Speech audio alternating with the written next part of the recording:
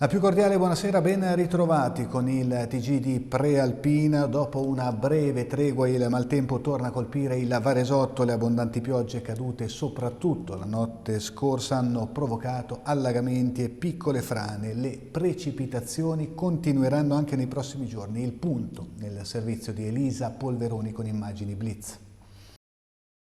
Situazione meteo complicata, continua a piovere sul Varesotto e rimane anche per martedì l'allerta arancione idrogeologica della regione Lombardia. A monitorare la situazione anche il centro geofisico prealpino che conferma tutta la settimana sarà caratterizzata dalla pioggia, anche se il momento più difficile dovrebbe essersi esaurito con la giornata di lunedì. Intanto decine gli interventi dei vigili del fuoco per allagamenti, movimenti franosi.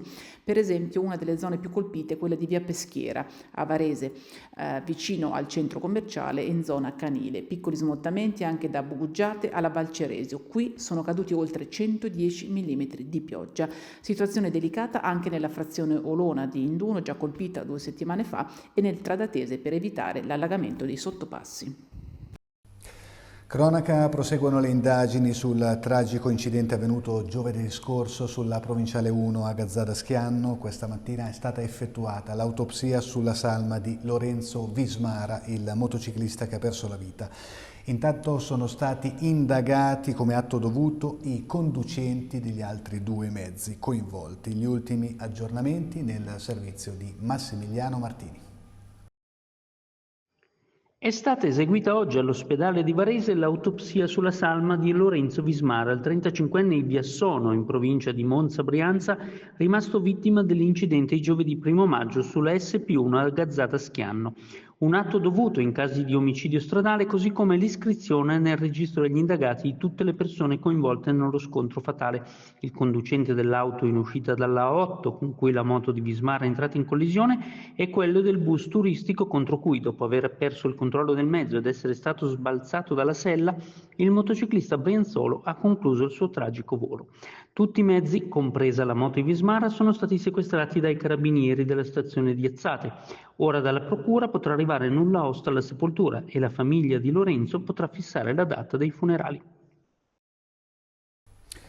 Spostiamoci nel Verbano Cusio-Ossola perché il sindaco di Macugnaga, Alessandro Bonacci, è stato arrestato dalla Guardia di Finanza di Domodossola. È accusato di frode processuale, depistaggio e falso materiale in atto pubblico.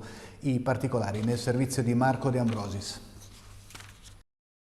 Arrestato il sindaco di Macugnaga, che finisce ai domiciliari. Nell'ambito di un'indagine coordinata dal procuratore della Repubblica di Verbania, i finanzieri della stazione del soccorso alpino di Domodossola, insieme ai colleghi della compagnia di Domodossola, questa mattina hanno eseguito l'ordinanza di custodia cautelare ai domiciliari emessa dal GIP del Tribunale di Verbania nei confronti di Alessandro Bonacci, per i reati di concorso in frode processuale e depistaggio, nonché falso materiale in atto pubblico commesso dal pubblico ufficiale.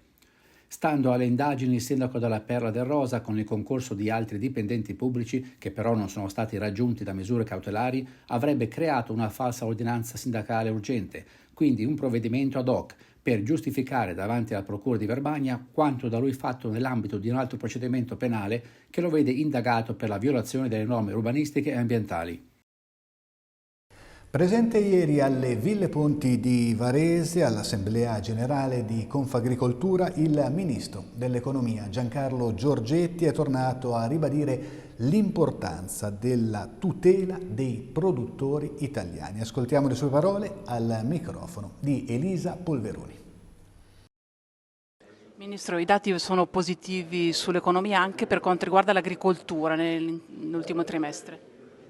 Diciamo, sono moderatamente positivi, ma sicuramente migliori rispetto ad altri, rispetto a una situazione molto complicata che stiamo vivendo a livello globale. Dobbiamo andare avanti cercando di premiare e tutelare chi continua a crederci e continua a investire e vuole produrre in Italia, questo sì. 1000 persone ieri in pellegrinaggio al Sacro Monte di Varallo per chiedere la pace in Ucraina, tra loro anche molti fedeli arrivati dal Varesotto. Il servizio è di Elisa Ranzetta. 1000 fedeli di origine ucraina al Sacro Monte di Varallo. Tante sono le persone che il 1° maggio hanno partecipato al pellegrinaggio delle comunità cattoliche ucraine di rito bizantino dell'Esercito Apostolico presenti nel nord Italia. Un pellegrinaggio organizzato per chiedere la pace per l'Ucraina e per il mondo intero. Le persone presenti sono arrivate da Lombardia, Piemonte, Liguria e Valle d'Aosta. I pullman sono partiti anche dal Varesotto e da Gallarate, dove la comunità cattolica ucraina di rito bizantino è guidata da padre Volodymyr Misterman. Alla funzione ha preso parte anche il vescovo esarca dell'Esarcato di Cernizzi in Italia in questi giorni per il Sinodo a Roma, e nei giorni seguenti al pellegrinaggio il vescovo ucraino ha partecipato alla preghiera con le suore a Cerro di Laveno e poi a Gallarate davanti alla Madonna del Sant'Antonio Abate. Ed eccoci allo sport pallacanestro nell'ultima partita casalinga della stagione, successo ieri sera per Varese su Trieste. Ascoltiamo l'analisi di Giuseppe Sciascia. Un congedo casalingo sorridente ma anche promettente per una stagione 2025-26 che ripartirà da Ioannis Kastritis e auspicabilmente dal Parco Italiani della fine del campionato attuale. Varese saluta il pubblico della Itedium Arena con un franco successo contro la Trieste degli ex e correda definitivamente la metamorfosi verso il basket all'europea con gli italiani protagonisti, che è stato portato in dote da parte del nuovo allenatore subentrato a metà febbraio. Si chiude la stagione 2024-25 con un record casalingo positivo, 8 vittorie in 15 partite, sicuramente non tanti spunti degni di nota, ma almeno le gare vittoriose contro Milano, Virtus Bologna e Trieste a Masnago sono rimaste nel cuore di un pubblico che ha seguito con grande trasporto i colori biancorossi. E sarà un giornale molto ricco quello che troverete domani in edicola, disponibile anche sui dispositivi digitali. Alcune anticipazioni da Angelo Perna. Grazie Luca.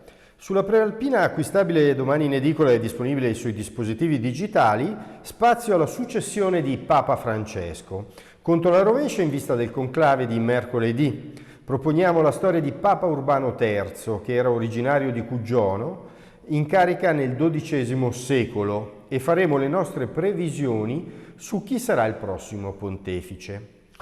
Domani a Borsano di Busto Arsizio il secondo appuntamento di Economics Workshop.